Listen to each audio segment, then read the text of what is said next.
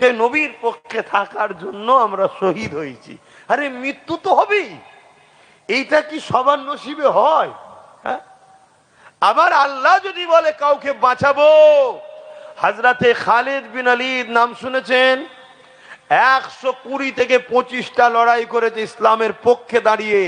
তার আগে ইসলামের বিরুদ্ধে ছিল। আবার কি কপাল দেখেন, ইসলামের বিরুদ্ধে উহুদের যুদ্ধের ময়দানে খালিদ বিন ওলীদের নেতৃত্বে 70 জনের উপরে সাহাবা হুজুর শহীদ হয়ে গেছে।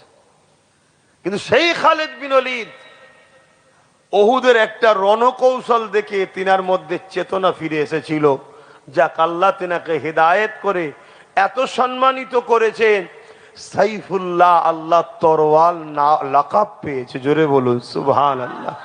125টা লড়াই করেছে, প্রতিটা লড়াইতে খালিদ বিন ওলীদের নেতৃত্বে আল্লাহ বিজয় দিয়েছে। জোরে বলুন সুবহানাল্লাহ। যে লড়াইয়ে একদিকে 3000 মাত্র, আর একদিকে 2 লক্ষ রোম। তৎকালীন সময় রোম হলো পৃথিবীর সুপার পাওয়ার। আজ যেমন আমেরিকা বলে, রাশিয়া বলে, তৎকালীন সুপার পাওয়ার হলো রোম। সেই রোমের বিরুদ্ধে মাত্র 3000 সাহাবাদের নিয়ে খালিদ বিন ওলীদের নেতৃত্বে রণকৌশলে আল্লাহ বিজয় দিয়েছে। বলুন সুবহানাল্লাহ। সেই খালিদ বিন ওলীদ তিনি যখন ইন্তেকাল করবে, বিছানাতে শুয়ে আছে, চোখ ভরা পানি। স্ত্রীকে বলছে, আমার শরীরে দেখো কোন জায়গায় কি অস্ত্রর আঘাত লাগতে বাকি আছে। স্ত্রী চেক করে করে বলছে, না, এমন কোন জায়গা নেই যে যেখানে জালিমদের অস্ত্রর আঘাত লাগেনি। তখন কাঁদতে কাঁদতে বলছে, আমার জীবনের একটা তামান্না ছিল, প্রতিটা লড়াই আমি যখন বেরোতাম আল্লাহর কাছে বলতাম, আল্লাহ তোমার জন্য লড়তে গিয়ে জালিমদের আঘাতে আমি যেন শহীদ হই, আমি যেন শহীদ হই। কিন্তু 120-25টা লড়াই করলাম, শরীরের কোনো জায়গায় আঘাতও লাগতে বাকি নেই। এরপরও আল্লাহ আমাকে এত বড় শহীদের নিয়ামতটা কেন দিল না? আমি কি এমন করলাম? স্ত্রী সান্ত্বনা দিয়ে বলছে, আপনি কি চান পৃথিবীতে এমন কোন শক্তি আছে আল্লাহর তরোয়ালকে কেউ দুটুকরো করতে পারবে?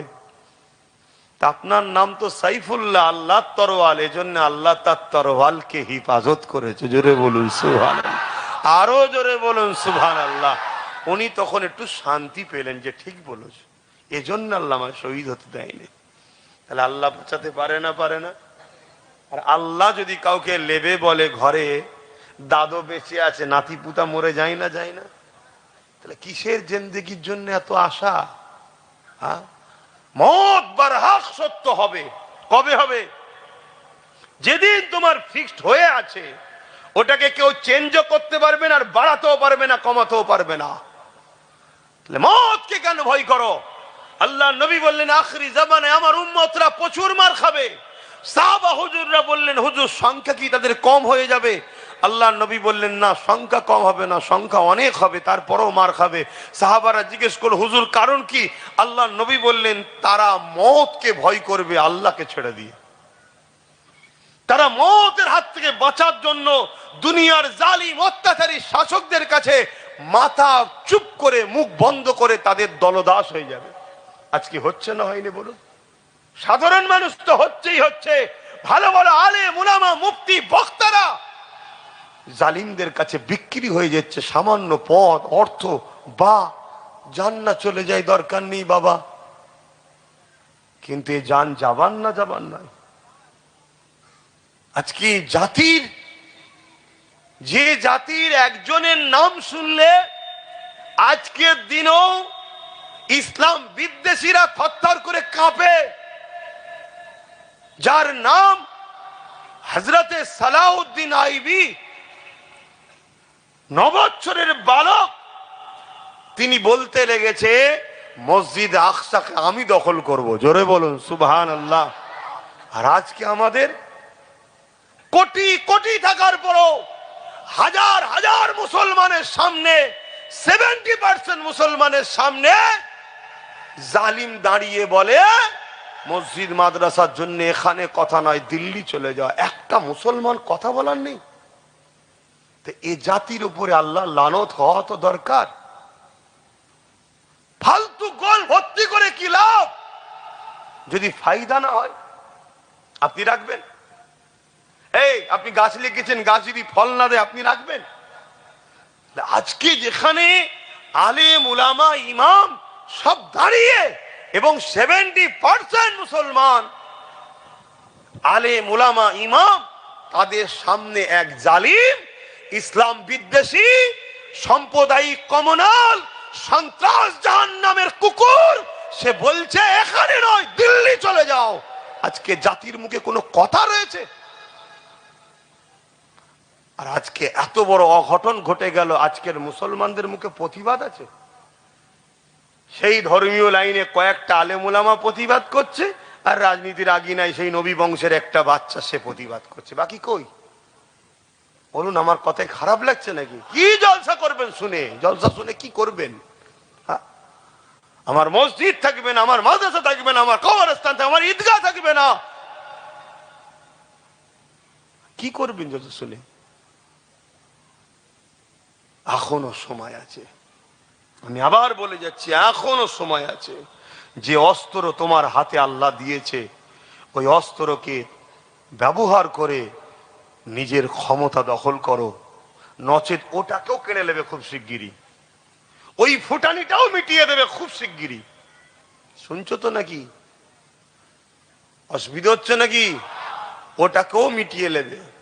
আমি সবাইকে জিজ্ঞেস করছি, হাত তুলে বলুন, অসুবিধা হচ্ছে? বড় দুঃখের সাথে বলতে হচ্ছে ভাই, ভুল হয়, তওবা করতে হবে, আল্লাহর কাছে ফিরে আসতে হবে। অন্যায় দেখলে প্রতিবাদ করা শিখিয়েছে আমার দাদু, আমার বংশের মুরব্বী হযরত সিদ্দিক আকবর রাদিয়াল্লাহু তাআলা আন।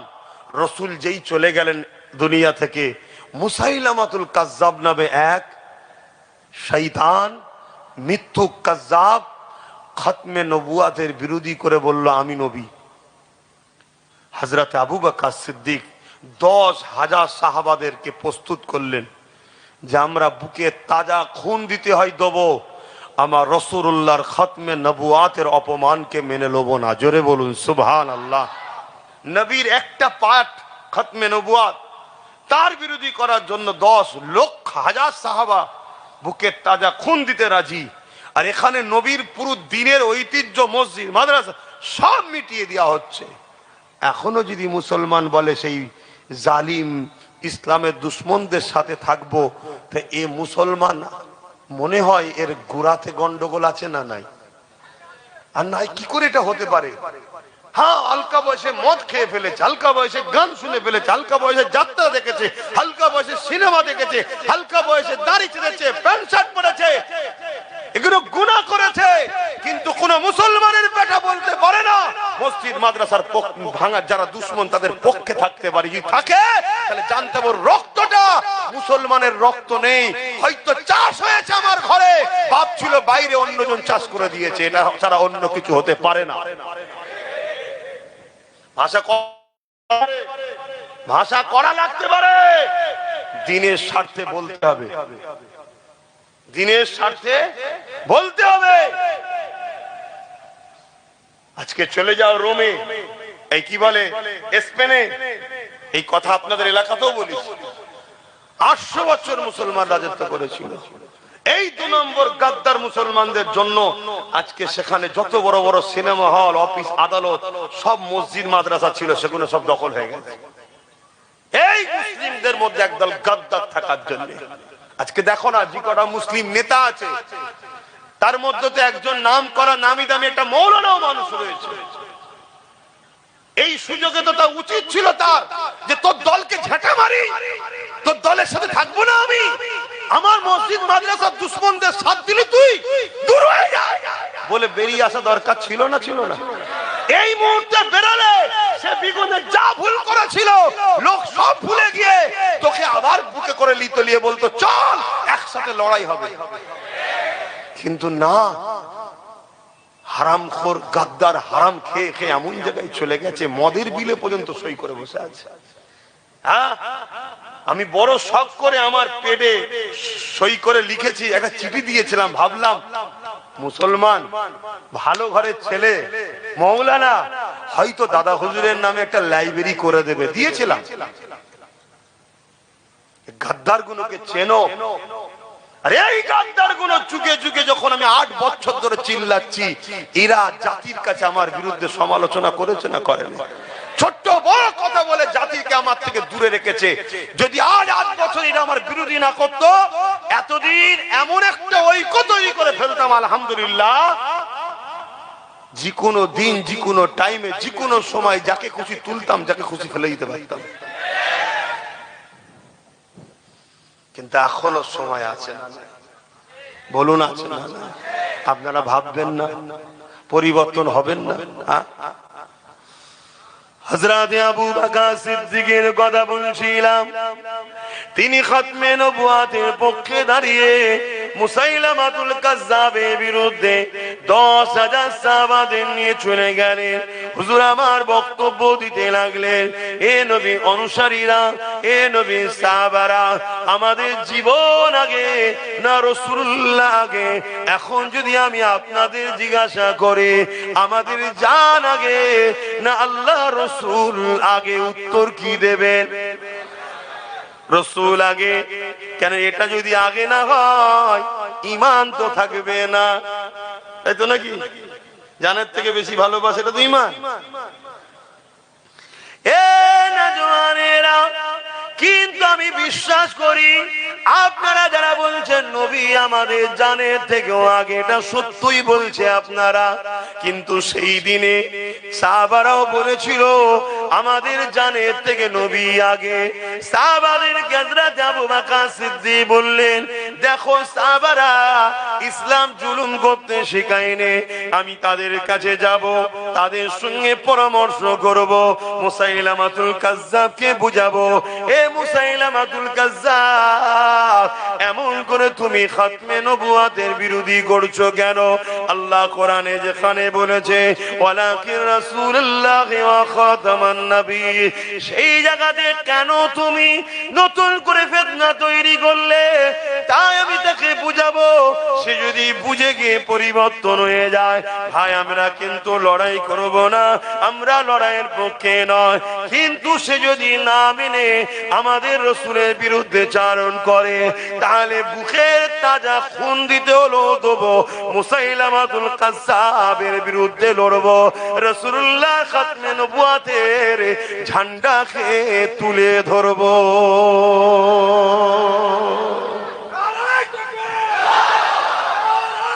আল্লাহ, আজকেও যদি এমন দিন আসে আমরা 100 বার বুঝাবো, লড়াই নয়, যে অন্যায় হচ্ছে, জুলুম হচ্ছে, বন্ধ করো, জুলুম বন্ধ করো, 100 বার বুঝাবো।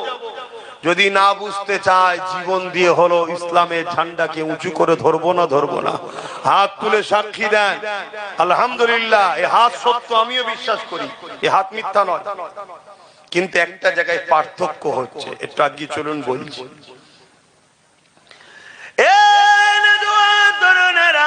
হযরত আবু বকর সিদ্দিক 10,000 সাহাবাদের নিয়ে যাচ্ছে।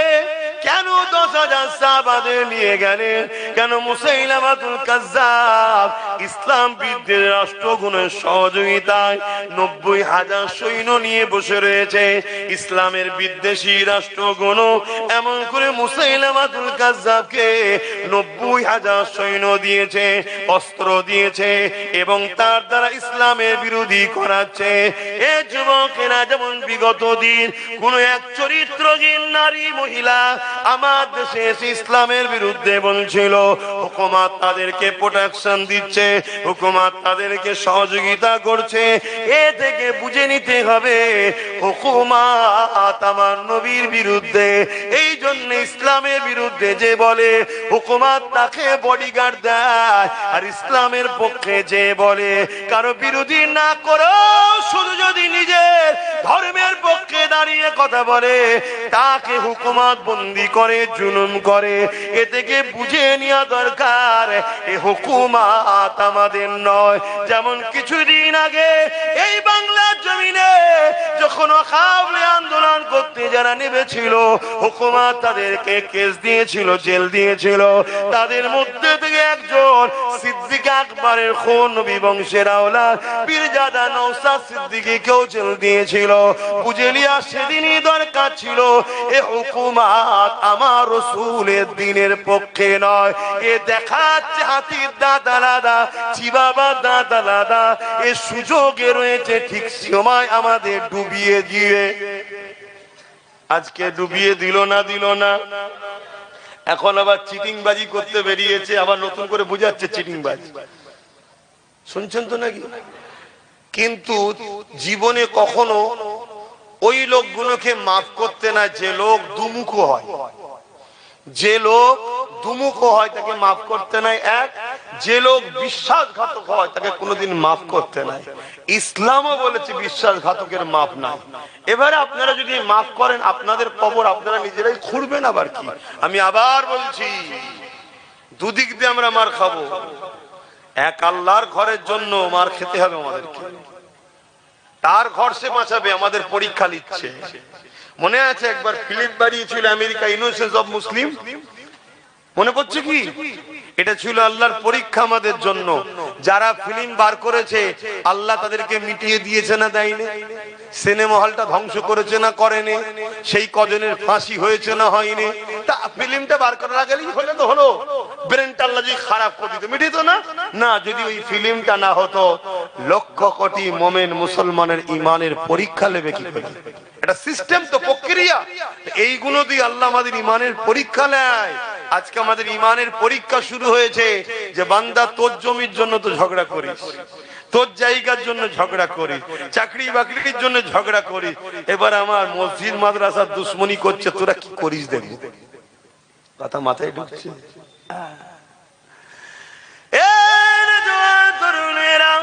মুসাইলামাতুল কাজ্জাবকে আল্লাহ পাক তো পাগল করে দিতে পারত। মুসাইলামাতুল কাজ্জাবকে আল্লাহ এই কথা বলার আগে জবান তো বন্ধ করে দিতে পারত। না না না, দুনিয়াকে আল্লাহ দেখাতে লেগেছে। মুসাইলামাতুল কাজ্জাব যখন আমার নবীর বিরুদ্ধে বলবে, সাহাবা হুজুররা কি প্রক্রিয়া দেয় এটা দেখে নাও। যুগে যুগে যুগে যারা ইসলামের বিরুদ্ধে, কুরআন নবী দ্বীনের বিরুদ্ধে হবে, তোমাদেরকে এই রাস্তা অনুসরণ করতে হবে যে রাস্তা হবে সাহাবাদের রাস্তা। কেন নবী আমার জানিয়ে দিয়েছে, আসাবিকান নুজুমি বিআইদিহি ইক্তাদাইতুম ইহতাদাইতু। আমার নবী বলেছেন সাহাবা হুজুররা হলো আকাশে তারকারাজি নাই, যাকেই ধরবে হিদায়াত পেয়ে যাবে। হযরত আবু বকর সিদ্দিক 10,000 সাহাবাকে নিয়ে মুসাইলামাতুল কাজ্জাবের বাড়ি চলে গেল। মুসাইলামাতুল কাজ্জাবের কাছে পৌঁছে গিয়ে বলতে লাগলো, এ মুসাইলামাতুল কাজ্জাব, আল্লাহ যেখানে কোরআনে বলছে ওয়ালাকির রাসূলুল্লাহ ওয়া খাতামান নবী, নবী আমার শেষ নবী, কেন আপনি মিথ্যাচার করলে? কেন ফিতনা তৈরি করলে? কেন সমাজে বিশৃঙ্খলা তৈরি করতে লেগেছে? আপনি পরিবর্তন হয়ে যান, তওবা করেন, কথাকে ইগনোর করে না। মুসাইলামাতুল কাজ্জাব আবু বকর সিদ্দিকের কথাকে শুনছে না। তিনি দেখতে লেগেছে আবু বকর সিদ্দিকের সঙ্গে 10,000 আর আমি মুসাইলামাতুল কাজ্জাবের সঙ্গে 90,000 সৈন্য রয়েছে। কারটা বেশি? 90,000 বেশি। মুসাইলামাতুল কাজ্জাব ভাবছে 10,000, 90,000। এই সুযোগে আবু বকর সহ 10,000 সাহাবাকে মেরে দাও। ও জানে না যে কাদের সঙ্গে লেগেছে।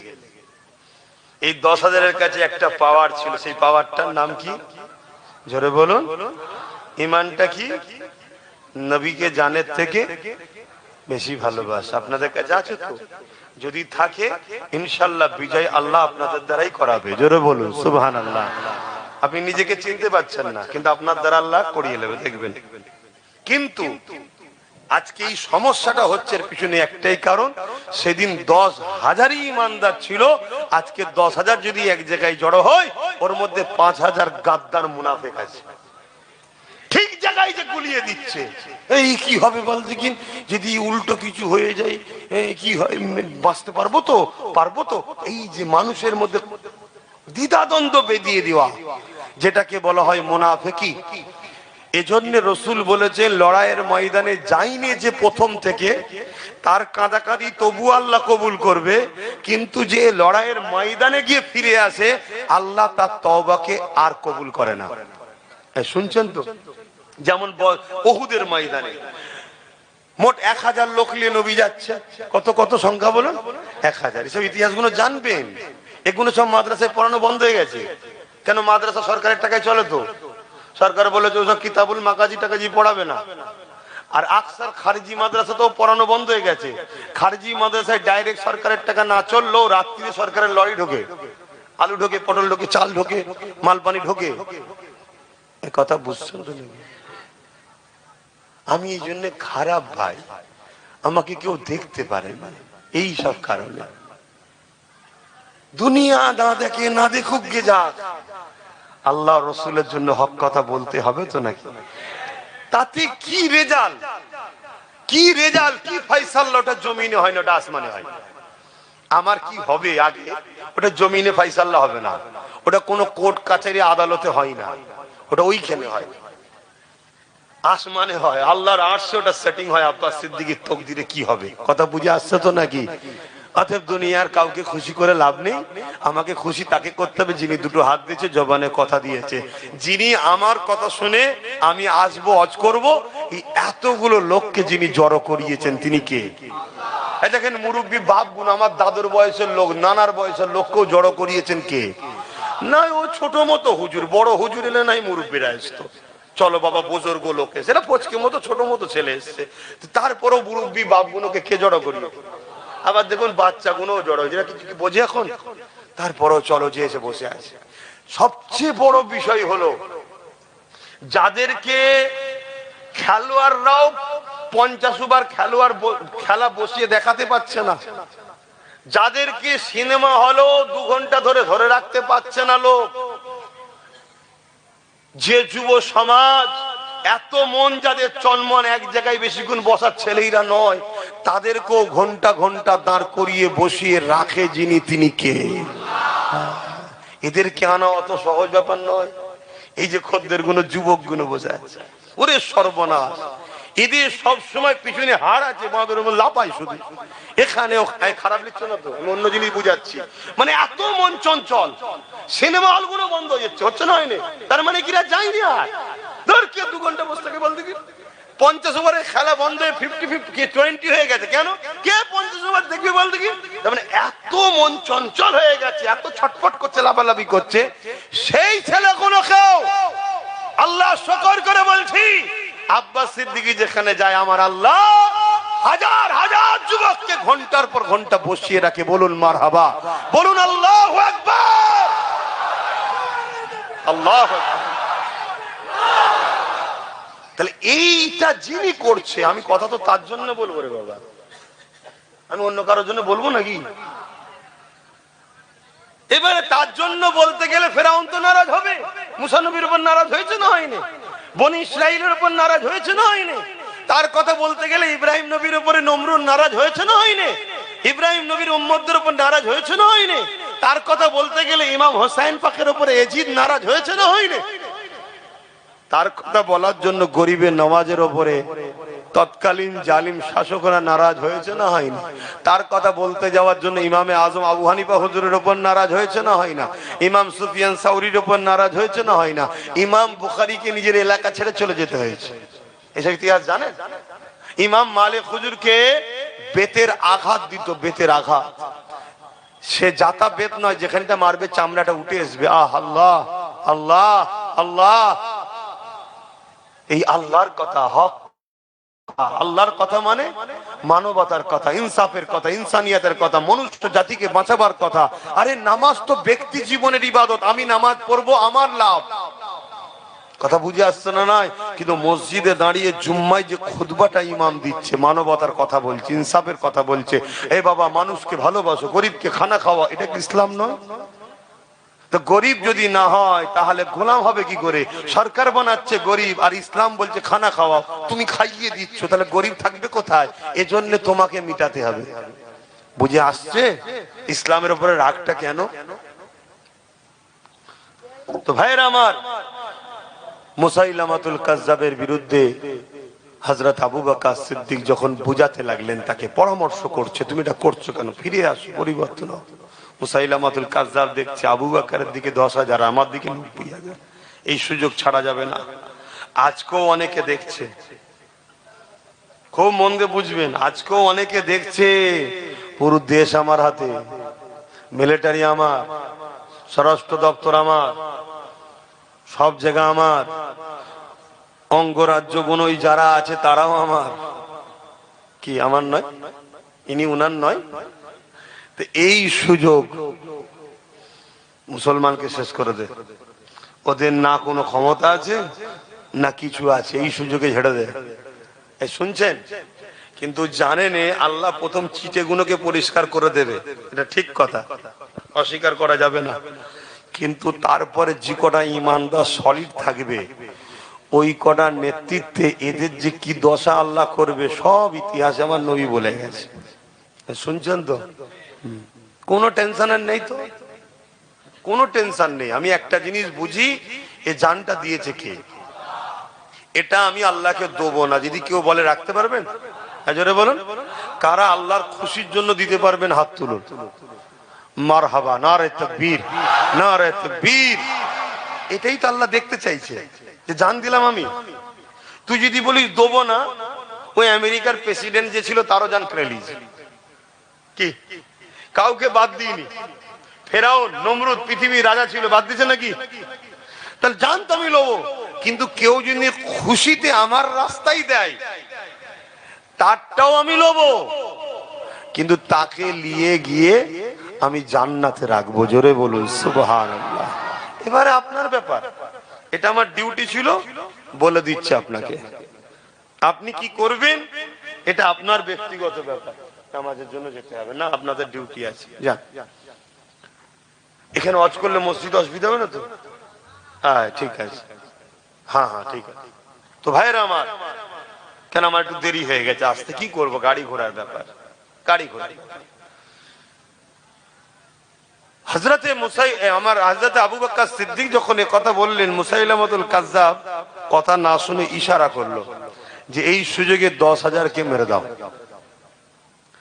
আল্লাহ নবীর সাহাবী হযরত আবু বকর সিদ্দিক সঙ্গে সঙ্গে যখনই আচমকা মুসাইলামাতুল কাজ্জাবের বাহিনী হামলা করে দিল, আবু বকর সিদ্দিক আওয়াজ দিয়ে বললেন, নবী সাহাবারা, এ আমার ভাইরা, জান বাঁচানো ফরজ, ডিফেন্সে নেমে যা।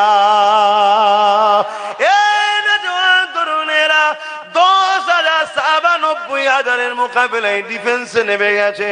কিন্তু 10,000-এর কাছে এমন একটা পাওয়ার রয়েছে, ওই পাওয়ারের কাছে 90,000 বেশি গুণ টিকে থাকতে পারলো না। কিছুক্ষণের মধ্যেই 10,000-এর মোকাবিলার সামনে 90,000 মুসাইলামাতুল কাজ্জাব বাহিনীকে আল্লাহ জাহান্নামী করে দিলেন। আমার নবী সাহাবাদের মধ্যে থেকে কয়েকজন নিজের বুকে তাজা খুন দিয়ে দিল, কিন্তু রাসূলুল্লাহর খাতমে নবুয়তের ইজ্জত আবরুর হিফাজতের জন্য জীবন দিয়ে দিল। এই নওজোয়ান তরুণেরা যারা আল্লাহ ও রাসূলের জন্য জীবন দেয়, তাদের মরতে দেরি হয়, জান বেরোবার আগে আল্লাহ পাক তাদেরকে জান্নাতটা দেখাতে লাগে। ওরে আমার বান্দারে, এটা তোর ঠিকানা। ওই জায়গার দিকে তাকাতে তাকাতে থাকে, এদিকে জানটা বেরিয়ে যায়। রাসূলুল্লাহ বললেন, পিঁপড়ে কামড়ালে জানা কষ্ট হয়, আল্লাহ রাস্তায় যারা জীবন দেয়, এদের জান কবজের কষ্টটা পিপিলিকা কামড়ানো থেকে আরো কম কষ্ট হয়। আল্লাহু আকবার, ইয়া রাসূলুল্লাহ, আল্লাহু আকবার। আমার ইসলাম জুলুম করা শিখায়নি। আমরা কোন হিন্দুদের বিরুদ্ধে নয়, কোন আদিবাসী, সাঁওতাল, বাগদি কারো বিরুদ্ধে নয়। আমরা মুসলমান হোক আর অমুসলমান হোক, যারা আমার দ্বীনের বিরুদ্ধে, তাদের বিরুদ্ধে আমরা যুদ্ধও রাজি আছি, ঠিক না বেঠে? যদি মুসলমানও হয় তার বিরুদ্ধে যুদ্ধ করব, যদি আমার দ্বীনের বিরুদ্ধে হয়। তুমি আমার দিন মাননি সেটা তোমার বিষয়, তোমার সাথে আমার যুদ্ধ নেই। তোমার সাথে আমার মানুষ হিসেবে ভালোবাসা থাকবে, মানব বন্ধন থাকবে। তুমি ভাই আমার, তুমি বাপ আদম মা হাওয়ারই ছেলে মেয়ে। তুমি হিন্দু তো কি হয়েছে, আদিবাসী তো কি, সাঁওতাল তো কি হয়েছে, আমরা মানুষ, মানব বন্ধনে মিলেমিশে থাকবো, একসাথে কারবার করব, ব্যবসা করব, দেশ চালাবো, রাজনীতি করব, সব করব। তুমি আমার ধর্ম মানো তো কি হয়েছে, তুমি তোমার জবাব দেবে, আমি আমার জবাব দেবো। কিন্তু ধর্ম মানার নামেও যদি আমার ইসলামের বিরুদ্ধে কেউ কথা বলে, তাকে আমরা ছাড়বো না। তাহলে ব্যাপারটা বুঝে এসছে। আমরা কোন ধর্মের, কোন জাতি, কোন মানুষের বিরুদ্ধে আমরা কথা বলি না। ইসলাম কখনো কোন মানুষের বিরুদ্ধে লড়াই করেনি। ইসলাম লড়াই করেছে জুলুমের বিরুদ্ধে। বাকি যত ভুল আকীদা ছিল, আমার নবীর আখলাকে তারা নবীর দিবানা হয়ে গেছে। জোরে বলুন সুবহানাল্লাহ। ইসলাম যতবার রাসূল লড়াই করেছে জুলুমের বিরুদ্ধে। কেউ নারীকে জ্যান্ত পুঁতে দিচ্ছে, তার বিরুদ্ধে লড়াই করেছে রাসূল। কেউ গরিব ঘরে কৃত দাস দাসী কোমরে বেল্ট বেঁধে বাজারে নিলামে তুলছে, নবী তাদেরকে রুখতে চেয়েছে, রোহেনে তারা নবীর উপরে হামলা করেছে, নবী ডিফেন্সে নেমেছে, যুদ্ধ হয়েছে। বদরের বুকে রাসূলুল্লাহ চলে এসেছে মদিনায়, মক্কা থেকে জোর করে মদিনার উপরে হামলা করতে গেছে, নবী বদরের ডিফেন্স করেছে। নবী ইসলাম কখনো কোনো মানুষের উপরে জুলুম করেনি। ইসলাম বলছে একটা যদি অসহায়ের উপরে কেউ হামলা করে, একটা মানুষকে কেউ যদি হত্যা করে, সে যদি নির্দোষ হয়, পুরো মানুষ জাতিকে হত্যা করার পাপ তার মাথায়, তার আমলনামায় লেখা হবে। তাহলে ইসলাম কত কঠিন বুঝতে পারছেন। অপরদিকে একটা কেউ যদি অসহায় মানুষকে সাহায্য করে, বাঁচায় মানুষ, নাস বলা আছে, মুসলমান বলা নেই, সে যদি হিন্দু হয়, আদিবাসী হয়, তাকেও যদি মানুষ বাঁচায়, আল্লাহ নবী বলছে, পুরো কোরআন বলছে পুরো মানুষ জাতিকে বাঁচাবার নেকি আল্লাহ তাকে দেবে। জোরে বলুন সুবহানাল্লাহ। কিন্তু আমাদের হাতে রাজ পাওয়ার না থাকার দরুন একদল মিডিয়া দিন রাত ইসলাম বিরোধী প্রচার করছে, একদল নেতারা দিন রাত ইসলাম বিরোধী প্রচার করছে। এটা 100 বছর ধরে চলে আসছে, আজকে শেষ স্টপিসে এসে গেছে, আমাদেরকে এবারে নির্মূল করতে চাইছে। এখনো কি নিজের পায়ে দাঁড়ানোর দরকার আছে না নাই? আল্লাহ একটু আমাকে বুঝিয়েছে, আমাকে আল্লাহ সেই হিকমত জ্ঞান দিয়েছে, আল্লাহরই হুকুম হয়েছে। তাই আমি আমার ভাইটাকে বলেছি, দেখ আমি তো দিনের প্রচার করি, আমি এই দিকে থাকি, তুই ওই দিকে থাক। এটা কি ভুল করেছিলাম? আজকে বলুন তো, এই মুহূর্তে তার সাথে যদি আরো কিছু থাকতো, চেয়ারের একটা পায়া যদি আমাদের থাকতো, তাহলে আজকে বলুন, যে আমাদের ঘরে বললো কেন্দ্রের সঙ্গে হাত মিলালো, সে হাত মিলাতে পারতো? কেন এই চেয়ারে সে বসে আছে তো কি হয়েছে, তিনটে তার একটা আমার। আমি বলতাম ওঠো, পা খুলে নিতাম, সরকার পড়ে যেত। এইটাই তো আমি বারবার বুঝাচ্ছি আমার কমকে। কিন্তু দুঃখ লাগছে কি জানেন, খুব শিগগিরই দেখবেন এই জালিমরাই যখন কোনোভাবে দেখছে আর মুসলমানকে তো বোকা বানানো যাচ্ছে না, সব জেগে গেছে, ওরা নবী বংশের আওলাদ নওশাদের পিছনে চলে যাচ্ছে, তখন দেখবেন নতুন নতুন ছোট ছোট মুসলিম দল খুলে দেবে, দিয়ে আমাদের মধ্যে এক জায়গায় দিয়ে টুকরো টুকরো করে দেবে। তাহলে আপনাদের ঘরেও তো মজবুত হওয়া দরকার, যে এতদিন এই নতুন গুলো ছিলিস কোথায়, কি ভাবা দরকার আছে না নাই? হ্যাঁ, ভাবতে হবে। এটা প্ল্যান চলছে।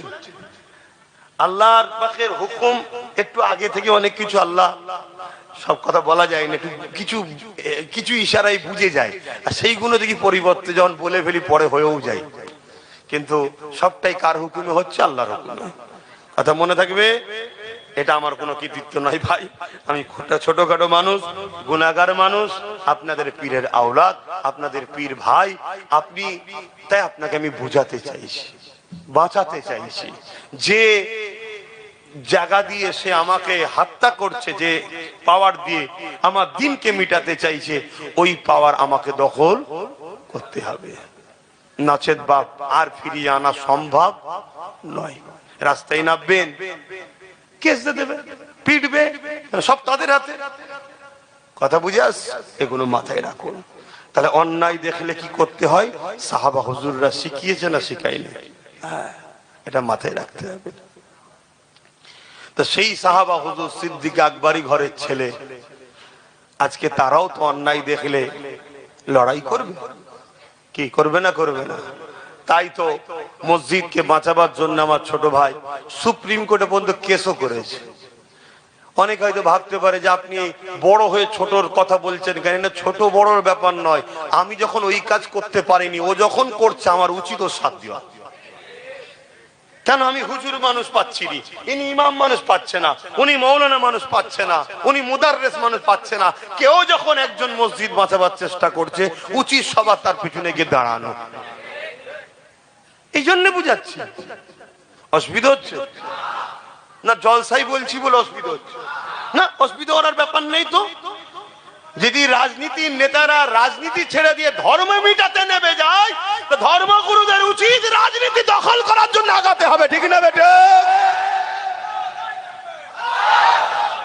তখন তারা বলবে যে হুজুর মানুষ হিসাব কি করছিস রে বাবা, মৌলী সাহেব হিসাব কি করছিস? তখন আমরা বলবো তোরা তোদের কাজ কর, তাহলে আমরা আমাদের মসজিদে ফিরে যাই। কি প্রত্যেকটা মসজিদে উচিত এই অকাবলি আলোচনা করা দরকার, প্রত্যেকটা জলসায় অকাবলি আলোচনা করা দরকার, প্রত্যেকটা জায়গাতে আজকে আলোচনা করা দরকার যে এরা রাজনীতির নামে মানুষের রুজি রুটি, শিক্ষা, কর্মসংস্থান, দেশ কি করে নিরাপদে থাকবে, কি করে বারবার সন্ত্রাসরা এসে দেশে হামলা করছে, কেন দিল্লিতে এসে সন্ত্রাস হামলা করবে? তুমি কি ঘাস কাটছিলে নাকি? এর জবাব কে দেবে? এ বিষয়ে তোমার খেয়াল নেই কেন? আজকে আমার দেশ বন্যায় ডুবে যাচ্ছে, অবৈধ জায়গাতে কোটি কোটি টাকার বিল্ডিং নির্মাণ হয়ে যাচ্ছে, সেগুলোকে ভাঙার বেলায় তোমাদের চিন্তা নয়। আমাদের কার্ডের পয়সায় তৈরি করা আমাদের জায়গার মসজিদ ভাঙতে চাইছো। এ থেকে বোঝা যায় তোমরা ক্ষমতার জোরে ইসলামকে মিটাতে চাইছো। তাহলে আমাদেরকে ক্ষমতা তৈরি করে তোমাদের ডিফেন্স করতে হবে, ঠিক না বেঠে? হাত তুলে বলুন, ঠিক না বেঠে? এইটা আমি অন্যায় করছি? এখনো জাগো কম নাই, যে ক্ষমতাটা আল্লাহ এখনো রেখেছে হাতে ভোট দিয়া, ওটাও আল্লাহ এদের হাত দিয়ে কেড়ে নেয়। তুই তো কাজের নয়, তোর ব্রেন থাকা অবস্থা ব্রেন না খাটাছো, ব্রেন রেখে কি লাভ? ঠিক তো নাকি? এখনো সময় আছে। যদি না সময় মতো কাজ করো, সেই একটা জায়গায় প্রায় জায়গায় বলেছিলাম, ওই একটা ব্যাংক, ওই একদল লোক পিকনিক করতে গেছে, আর একটা ব্যাংক লাভ মেরে গিয়ে হাঁড়িতে পড়েছে। আর সবে চুলো ধরিয়েছে, তো ঠান্ডা পানি, কলের পানি, ফ্রেশ পানি, খুব ঘুরছে, বেশ ভালো লাগছে, তো আনন্দ করছে। কিছুক্ষণ পরে হাঁড়ি গরম হয়েছে, পানিটা গরম হচ্ছে, বলছে রে কি ব্যাপার, বলছে গরম গরম লাগছে কেন? তারপরেও দেখছে গায়ে তো মেনিয়ে নিচ্ছে, এখনো ঘুরছে। লাস্টে যখন খুব গরম আস্তে আস্তে বাড়ছে, তখন বুঝেছে পানি আমার নয়, কিন্তু চাইছে লাফিয়ে বেরোবার, আর লাফাতে পারছে না। কেন? ওই গরমে আস্তে আস্তে আস্তে শরীরে এনার্জিটাকে কেড়ে নিয়েছে। কাল তুমি চাইবে হয়তো লাভ মেরে বেরোবার, যদি এখনই তুমি লাভ না মারো আর বেরোতে, তোমার এনার্জি শেষ হয়ে যাবে। সময় থাকতে থাকতে কাজ করতে হয়।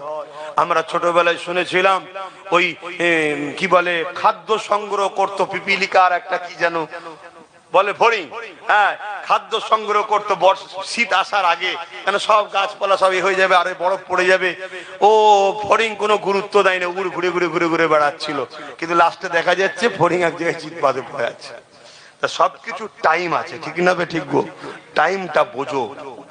একবার যদি কেউ তোমার সঙ্গে ধোকা দেয়, বিশ্বাসঘাতক করে, তাকে আর মাফ করতে নাই। আল্লাহ নবী বলেছে, পাহাড় সরে গেছে বিশ্বাস করো, মানুষ পরিবর্তন হয়েছে সহজে বিশ্বাস করো না। একটু দেখো, কথা বুঝে আসছে? একটু বুঝে বুঝে কাজ করো, বোঝার যদি হয় বোঝো। আসেন বাপেরা, যে কথা বলছিলাম, ইসলামের যুগে যুগে হামলা হয়েছে ইসলামের ওপরে, যুগে যুগে আমার রাসূলুল্লাহ শানে গুস্তাখি হয়েছে, যুগে যুগে আল্লাহ বিদ্বেষী কথা হয়েছে, যুগে যুগে মাদ্রাসা মসজিদ গুলোকে ভাঙা হয়েছে।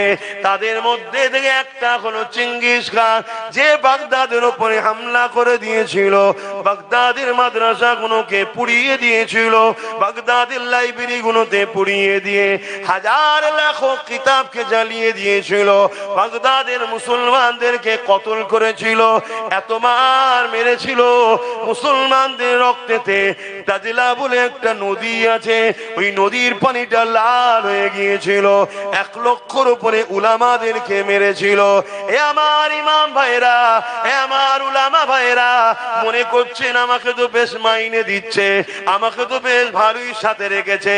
না না না, আপনাকে দিয়ে বাকিগুলোকে প্রথম মিটানো হবে, তারপরে আপনাকে মিটিয়ে দিয়ে হাতটা পরিষ্কার করে নেবে। কেন ইতিহাসের পাতায় আমরা অনেক শিখেছি গো, যারা আইএস তৈরি করেছিল, এমন করে রোমকে টুকরো, এমন করে তুরস্ককে রাশিয়াকে টুকরো করবে বলে কাজ মিটে যাবার পর হাতটা ছেড়ে নিয়েছিল। তারা তখন নিজেদের ঘরে আবার খাতারনাক আরো তৈরি করে ফেলেছিল। হে যুবকেরা, তরুণেরা, তাই বুঝিয়ে দিয়ে যাচ্ছি, পরিবর্তন হবেন কি না হবেন আপনার বিষয়। আমাকে আল্লাহ ডিউটি দিয়েছে, ডিউটিটা পালন করে যাচ্ছে। এখনো সময় রয়েছে। উলামা ভাইদেরকে বিশেষ করে বলে যাচ্ছি, সর্বপ্রথম জালিমদের টার্গেটের স্থান হলো আলেমদেরকে শেষ